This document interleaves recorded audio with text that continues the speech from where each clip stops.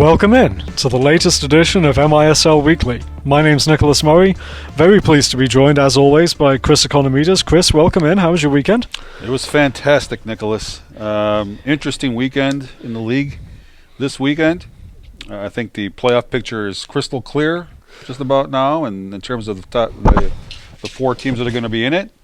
And I think we're sort of seeing the separation between 1 and 2 and 3 and 4 also. So, good weekend. Definitely is, and I mean, we did get to see a couple of potential playoff previews, and one of them was pretty much as we expected it to be, with the Milwaukee Wave and Syracuse Silver Knights playing an absolutely terrific game on Friday night. Second time this season that Milwaukee has won a game without leading once in regulation, as they come back and take a 15-13 overtime victory against the Silver Knights. Obviously a big win for Milwaukee. Allows them to remain on top of the MISL standings by half a game over the Baltimore Blast. But I think we talked about this last week. This was a big game for Syracuse. Can you compete with Milwaukee? You've been able to beat Baltimore. You've been able to beat Missouri. They probably will be thinking they should have won this game. Is that a silver lining that you can take away from this as you look ahead to potentially a playoff matchup down the road?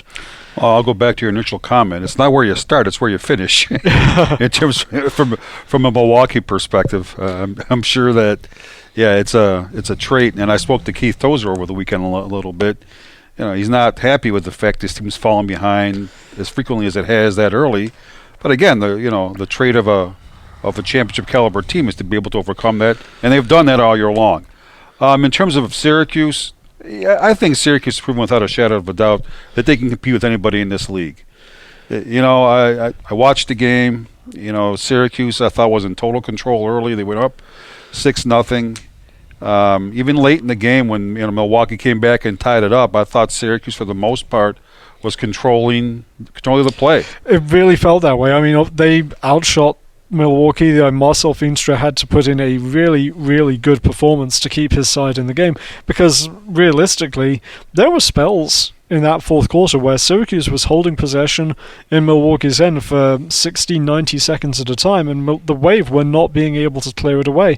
They just weren't. The Silver Knights weren't able to find that finish and give themselves that regain the lead again. So from that perspective, I think that Syracuse can obviously they've beaten Baltimore this year.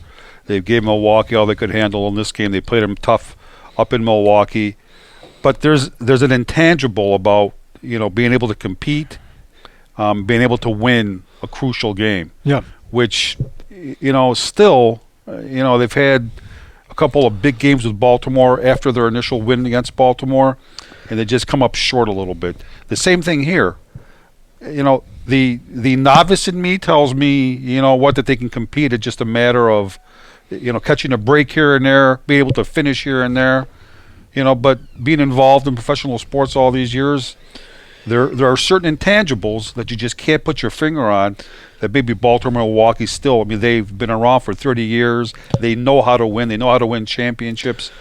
And it's interesting to me that it's kind of that attitude and that knowledge has kind of seeped into, especially the new players that Milwaukee has this year. I was reading over the weekend that they have 9 new players on their roster, and you look at the guys like Carlos Munoz, Judson McKinney stepping up this weekend. You've got all of these guys that are new to the team this year, almost half the roster. And yet that same attitude has kind of seeped into their mindset, where they're the ones that are coming through and making big plays. Victor Quiros, another one who had the assist on Nick Pereira's game-winning goal. Well, I think then my comment would be, it comes from a coaching perspective, and that's where obviously Keith Tozer, Danny Kelly have won numerous championships, but Tommy Tanner, maybe not as a coach, but as a player and as a captain, has won more championships than that I can even count. And that's why I think that mentality has now been instilled in his players, where they are in every game that they play. Yeah, no, I think again, you look at the top 4 teams, and hats off to all the organizations. Great job. Tommy Tanner's done an unbelievable job. He's held true, with his players over the course of the 3 years. He's built that team. He's built that franchise. You know what? I'm looking forward to the playoffs.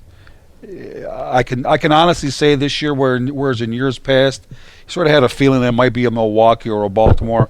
I think it's wide open this year. Really do. Now, a guy that obviously has been a big part of the Wave's success in the past and this season is Ian Bennett, and he had a big weekend. He had 5 goals, including a 4-goal game on Sunday against Rochester. Now tied for the league lead in points with 55 alongside Vahid Asadpour.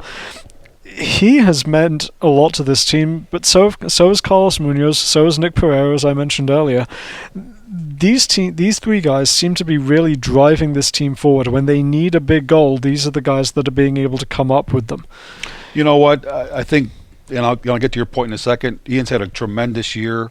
He's helped to take some of the pressure off some of the people that they lost, like a Marco Terminesi 2 years ago, and some of the other players that the Wave have lost. They've come forward. They haven't missed a beat. My point is I think the MVP race last year in the league was a foregone conclusion. After the year that Doug Miller had for the Rochester Lancers, it was all there.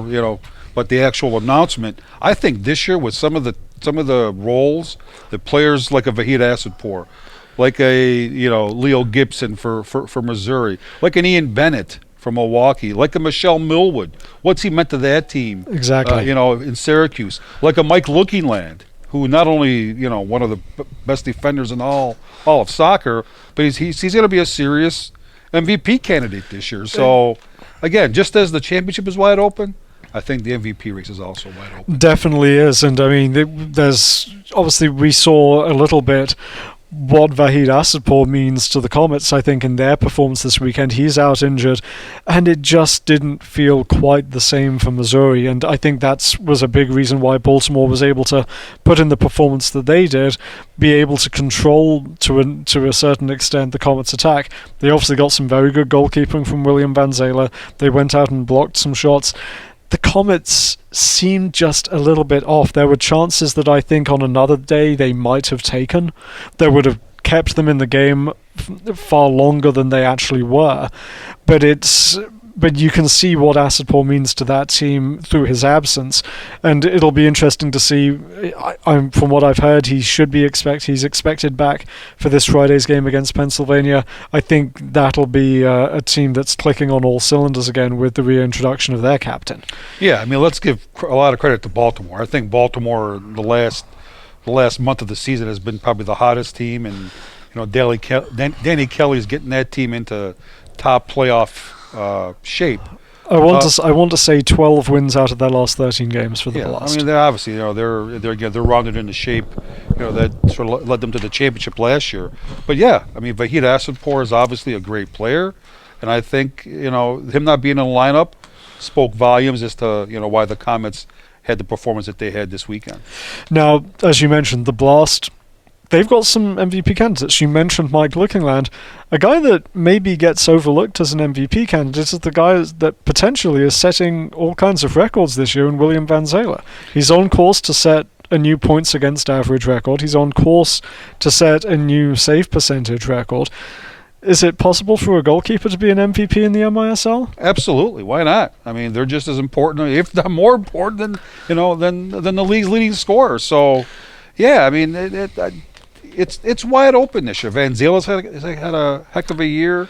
I think, again, Danny Kelly, after some of the losses, losing to Michelle Millwood, they haven't missed a beat. It's a testament to obviously their scouting ability. I remember, seeing Danny at the Combine 2 years ago, and he was looking for a goalie. They had just lost Sagu. I mean, I think I said this last week. Sagu who? Yeah. I mean, Van Zela stepped right in and had a heck of a season, and I mean, they go into two very tough places to play this past weekend in St. Louis and in Missouri, to come away with 6 points and 4 points against those two teams. Hey, Lookingland, Van Zela, heck of a season so far. When was the last time a defender led his team in points? Because that's what Mike Lookingland's doing right now. I think it was Paul Coffey, wasn't it, with the old Edmonton Oilers? That might be the one. But you know what, Good call. Nicholas? He's not only is he, he's having a heck of a year offensively. He's that great defensively. I mean, he's just a Again, rock back there. again among the leaders in blocked shots. You know, he's just it all starts, I think, with that. And the impressive thing to me is that the big games that they have, even the games that they lost against Milwaukee earlier in the season, the players that you expect to step up and be front and center for the Wave, like an Ian Bennett, really didn't get much of a look in because of Mike Lookingland's presence and how good he is as a one-on-one defender. You know what? I got to speak to Mike a little bit at the last year's finals, and I just stood next to him a little bit. He's an imposing figure. Yes. He's built. I mean, I don't think his body fat is like I believe the phrase you're looking for is brick outhouse. Well, yeah, I mean, I didn't want to say it on the air, but yeah, brick outhouse. But no, I mean, he's an imposing figure back there, and he's been a tremendous asset for the Blast, not only his entire career, especially this year. Well, you got to speak with Mike Lookingland at last year's championship games. We got to talk to him this week, and that interview will be coming up just after this break.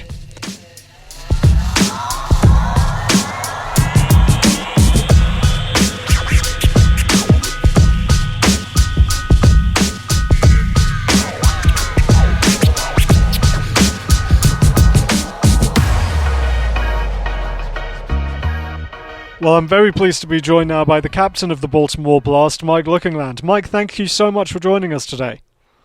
No problem, guys. Always a pleasure. Well, first of all, congratulations on being named Player of the Week. I mean, 2 really impressive victories for you guys in St. Louis and Missouri this weekend. What was the biggest thing you guys took away from the road trip? It was actually our first trip since we went to Milwaukee in December, so I think 5 days away, actually, we got to bond a little bit, got to actually have some team dinners and relax and enjoy just being around each other for a couple of days. So obviously getting those wins was very nice as well. But all around, I think just getting the guys together away from everything for a couple of days, and luckily it's towards the end of the season. Just being around each other for a while was very nice. I think everyone was really looking forward to Sunday's game against Missouri, but then obviously you guys really controlled that game. Vahid Asadpour wasn't available for the Comets, but it seems as though, and feels a little bit as though, you might have their number with the way that you were able to play in the championship game last season and then the 2 wins that you have against them this year. Is there a feeling that this is maybe a favorable matchup for you guys should you meet in the playoffs? Absolutely not. As soon as that game ended, the first words out of my mouth were, I really hope we don't see them in the playoffs, considering, we did really well against them both games this year. It would be, I don't know, it'd be a tough matchup to try to beat a team of that quality, especially at their field again, for the 3rd or even 4th time in a season, and also with the success we had last year. I still see them as one of the most dangerous teams that we could play, regardless of what that result was Sunday. Now, obviously, the 4 teams are close to being set. Syracuse would advance to the playoffs for the first time should they win on Saturday night. What's the biggest challenge that you see entering the postseason? Just continuing with the consistency, which luckily, not luckily, it's a credit to the coaches and all the guys on the team. Game in and game out, it seems like we're doing the same things defensively, and then offensively, it's just a matter of finishing some of those chances you get, which we've done a good job this year. We're not leading the league in scoring, or I don't really know, to be honest. But defensively, we're getting everybody back, and everybody's contributing on the defensive side of the ball, which when you do win the ball, or your keeper makes a save, and you break out with 5 guys as well, it's tough. So, I think just the consistency over this season has been pretty impressive, and we're very pleased with where we are right now, and we've got a couple games to go, and obviously the playoffs, it's anybody's game, but, if we continue to defend the way we've been defending, we'll have a good chance of repeating. The biggest thing I think I've looked at this season is obviously you guys as a defensive unit have played incredibly well, but it seems as though William Van Zela has really progressed and it seems as though last year's championship series was a launching point for him. What's it meant to see the way that he's played in the Blast in his second season? Yeah, I mean, we all knew William was good. He definitely, as last year went on, it kind of came to fruition, and I don't even know if he's at his best yet. I mean, he's unbelievable. The guy, he's a true professional. I mean, he's been around, the futsal game a long time. He's played on the Italian national futsal team. I don't even know how we ended up getting him. The fact that he ended up with the Blast is awesome, and we're very lucky to have him because the guy works as hard or harder than anybody, and he's so passionate about the game. And he takes things so personal that he does not want to get scored on at all. But he's a very, very lovable guy, and you want to play for him, and he loves playing with the guys around him. So, we couldn't be happier or luckier that we have him in the nets for us. Now, speaking of consistency, you obviously have been one of the most consistent performers in the MISL over the last few seasons. You were the Defender of the Year last year, and certainly a strong candidate to be again this year. What do you credit your consistency and the high standard that you've been able to maintain as far as your players concerned? The last couple of years, obviously health is always a big thing.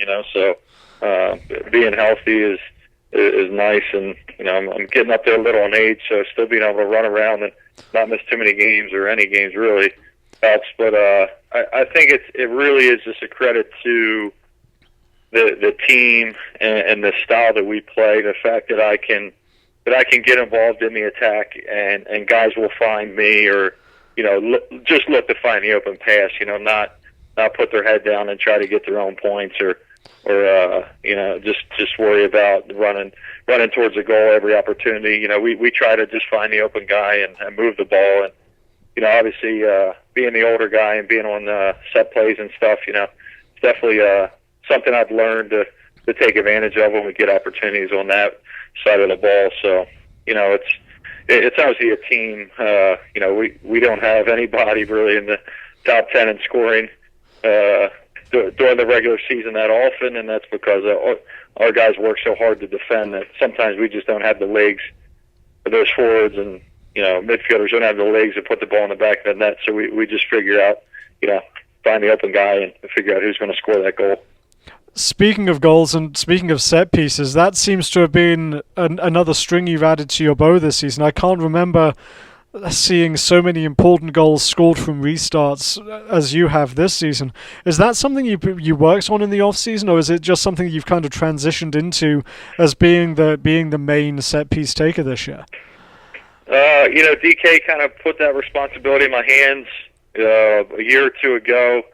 It's not easy, being the guy on the ball and making decisions, but with 2 or 3 years under my belt, being that guy, it's something that I definitely, worked on and really become confident with. So I enjoy having those moments in my hands and trying to score big goals or being responsible for winning games. So it's just something that I've embraced and have worked at, and obviously now winning games with set pieces is always nice. Well, Mike, thank you so much for joining us. Congratulations on the great weekend last weekend. Enjoy your weekend off this weekend, and we're looking forward to seeing you guys in the playoffs. All right, thanks, Nicholas. Take care.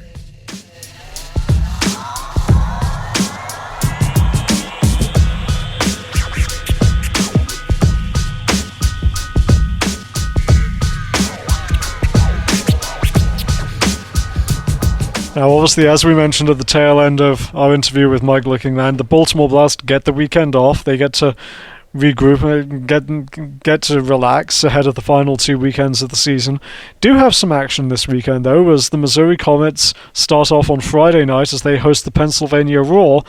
as we mentioned earlier, hopefully Vahid Asadpour is back in the lineup.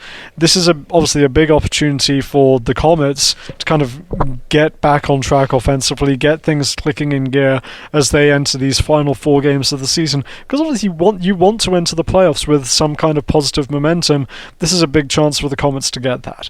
Well, hopefully from a Pennsylvania Roar perspective, he won't be in the lineup. Certainly. He won't be in the lineup, but no, I mean, obviously, now's the time of year where, again, I think Vlatko needs to start getting his troops in that playoff mentality. I don't think you're going to get that mentality against Pennsylvania, with all due respect to Pennsylvania, but they have to have the proper habits, and you can't do that without having your full entire roster. So having Vahid back in the lineup, I'm sure will get him ready for the stretch run here as we head into the playoffs. As we head into the playoffs. Now, biggest game of the weekend arrives on Saturday night as the Syracuse Silver Knights visit the Rochester Lancers at the Blue Cross Arena. Though I saw some mention over the weekend that the Rochester Lancers had been eliminated from the playoffs, and to do my best Lee Corso impersonation here, not so fast, my friend. The Lancers are still mathematically alive. They need to win out. They need to get to 9 wins, and they need Syracuse to not only lose the 2 games that they have remaining with the Lancers, but also lose their other 2 games. That would leave the 2 teams tied at 9 and 11. It would also leave the season series tied 3 apiece, and it would then come down to point differential. Now the Lancers have got to make up some space in that factor if they're going to have a chance to make the playoffs. But they're not dead yet, and a win here keeps them alive for 1 more week. Well, in talking to Tommy Tanner, he's got all the scenarios painted out, and I think he told me that they had to lose by like 27 points in both games to the Lancers. Again, I don't think it's going to come down to that. But I want to give the Lancer organization some kudos here. Tremendous crowd last week, over 8,000 plus at the Blue Cross Arena. Yep. Against Milwaukee. Soccer Sam and Rich Randall, and I'll give a plug to their front office. A young woman that I know up there, Kayla Clark Kent, as Sam calls her. They're just doing a tremendous, Donna Wasdorp up there, just a tremendous job with group sales. So first off, it's not always about what's on the field; it's also off the field, and they've just done a tremendous job all year long with the crowds up there. Now, anytime that these 2 teams meet, they could both be 0-19. Well, I guess you can't be 0-19 because you're playing each other. But my point is that these 2 teams could be meeting in a game of tiddlywinks, and it's going to be a hotly contested playoff type atmosphere battle. The biggest thing for me coming into this game is that the last time these teams met, Rochester was finally able to get the monkey off their back, as it were, and end the slide that they'd had. I think it was a 8 or 9 game losing streak that they had to the Silver Knights. Getting that win under their belts, getting that positive momentum, getting that positive feeling back. Now they get the Silver Knights on their home turf. It gives them a chance to believe, yeah, it's a long shot, but we've got to go out here and we can do this. We can at least get a victory here and keep things moving in a positive direction. Yeah, no, I think, obviously it's a big game. If you're saying Rochester's still alive, obviously they are. But I think from a Syracuse perspective, they've lost a couple of really tight, close games. Yeah. And you don't want to have that sort of mentality going into the playoffs here. You need to right the ship. You need to, start having, some positive results. You need to have, the team start playing well. Not that they've been playing poorly, but they're still not getting the W's in games that they should be getting W's in. So I think from a Syracuse perspective, it starts with this game, where they start to head onto that high going into the playoffs. And the big carrot for the Syracuse, obviously, is win here, and you're set, you're in the playoffs, you don't need to worry, and now you can focus on generating that positive momentum in your final 3 games of the season, so that when the playoffs come around, you've got that, you're on maybe a 2 or 3 game winning streak, and you're giving yourself a chance, and you're focused and dialed in, you're playing the way you want to play as the postseason arrives. Absolutely. I think they have Rochester twice, Pennsylvania and Baltimore. I think, obviously, from their perspective, 4 wins in a row there gets you into a really nice rhythm for the playoffs, and I think that that's a realistic goal for them at this point in time. Certainly could be. Now, the final game of the weekend, Sunday, Milwaukee is back at home, and they're hosting the Roar, who complete their Midwest sweep. This is the last game between the there's teams from the eastern side of the MISL and the central side of the MISL. So obviously this should on paper be a pretty simple win for the Wave. They're undefeated at home, and it's a chance for them to make sure that they hold that one game advantage. This is effectively their game in hand on the Blast. Everyone, I believe, will have either 3 or 4 games left to play after this weekend. So it's a big, it's just a nice chance for Milwaukee to get a good run out. Maybe they give some of their bench guys, give some of their depth guys a few extra minutes, just in case they're needed to be called upon when the postseason rolls around. Pennsylvania hasn't been playing poorly as of late. Certainly not. So you got to give them some credit.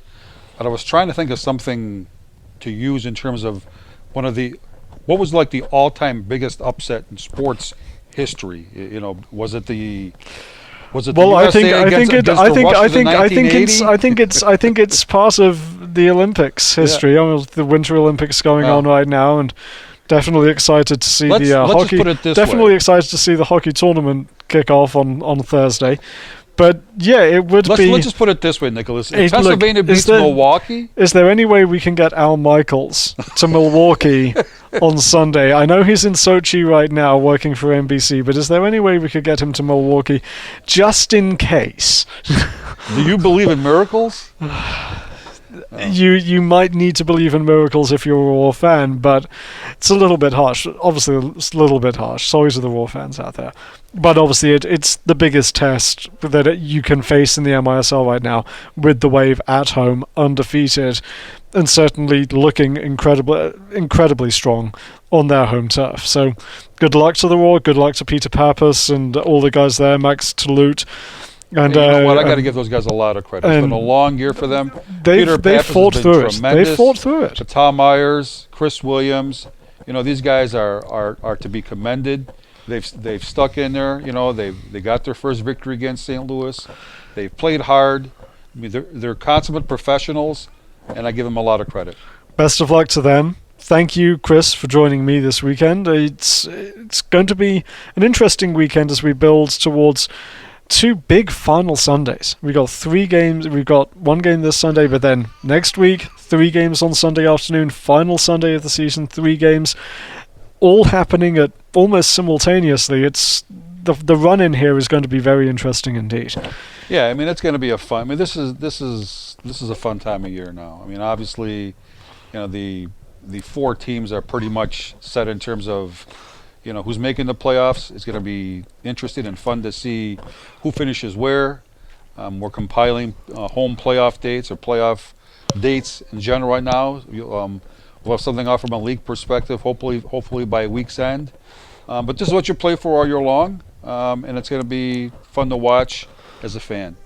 Well, thank you for joining me, Chris. Thank you for putting this together, as always, producer Seth.